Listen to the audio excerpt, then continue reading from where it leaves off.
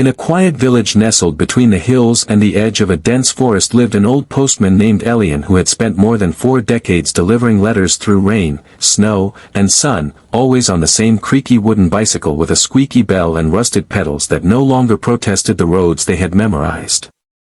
Elian lived alone in a small, stone cottage covered with ivy, where the fireplace had grown tired and the walls were lined with stacks of undelivered letters from houses that no longer stood. He had no family left, no children of his own, and while the world outside slowly embraced phones and screens, he still held the firm belief that no connection could rival the feeling of opening a letter written by hand, dipped in feeling, sealed with love, or sometimes sorrow. Each morning, before dawn, Elian would rise, make a pot of weak tea, feed the pigeons that waited on his windowsill, and set off on his bicycle with his brown satchel full of envelopes and postcards, reading each name as if it were the start of a new story. He imagined the laughter behind wedding invitations, the tears behind condolences, and the longing behind letters that smelled faintly of perfume and memory. He never received letters himself, but he never resented that. He often said the joy of carrying emotions from one soul to another was gift enough. One autumn, as leaves turned amber and gold and the air began to bite gently, a young girl named Suri moved into the village with her mother, Mira, who had a shadow beneath her eyes and a limp in her step. They lived in the last house on Sparrow Lane, far from the center, and hardly spoke to anyone.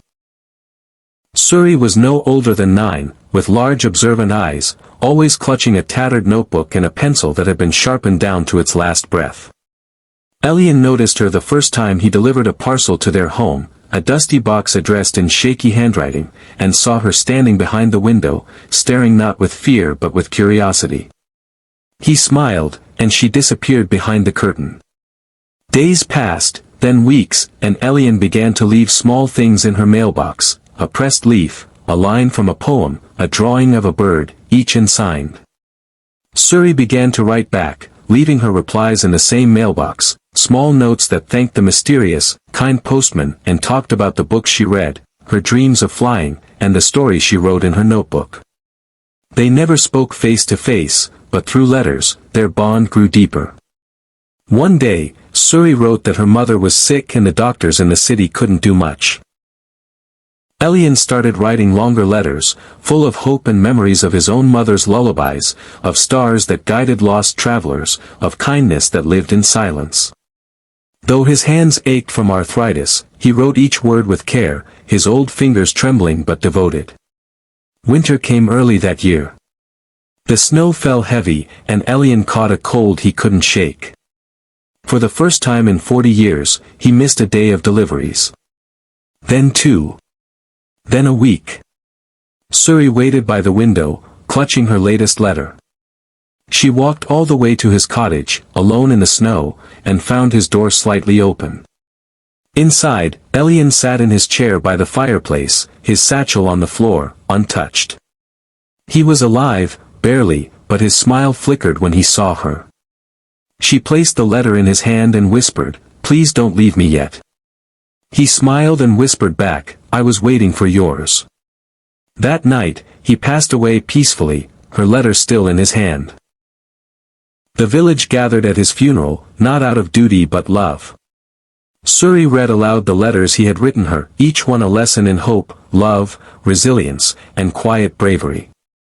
One by one, villagers stepped forward with stories of the letters he had delivered that changed their lives, a letter from a son at war, a postcard from a lost friend, a final note from a dying father. Turns out, Elian had touched more hearts than anyone ever knew. Suri led a project to turn his cottage into a house of letters, a small museum and writing center where people could come write letters to loved ones, to the past, or to themselves. His bicycle was restored and hung on the wall, his satchel placed under glass with the last few letters he never got to deliver. Tourists began visiting the village just to write letters in Elian's house. Children grew up hearing his story, and postmen everywhere were greeted with more warmth than ever before. Suri, who once said nothing, grew up to become a writer. Her first book titled Letters from the Quiet Man became a bestseller. In the foreword, she wrote, "Some hearts don't shout. They whisper. But their echoes last forever." The moral of the story was not printed but felt. Never underestimate the impact of silent kindness, of being the one who shows up with love even when no one notices, for sometimes the greatest love stories are written in acts too small for the world to applaud, but large enough for the soul to never forget. Moral of the story. True kindness often goes unnoticed, but its impact lasts forever. Even the quietest acts of love, like a letter, a smile, or a silent prayer, can change someone's life. The people who give love selflessly may not always receive it in return immediately, but their legacy lives on in hearts they've touched. Sometimes, the most meaningful relationships are built without words, and the greatest heroes are those who quietly carry others' emotions without expecting anything in return.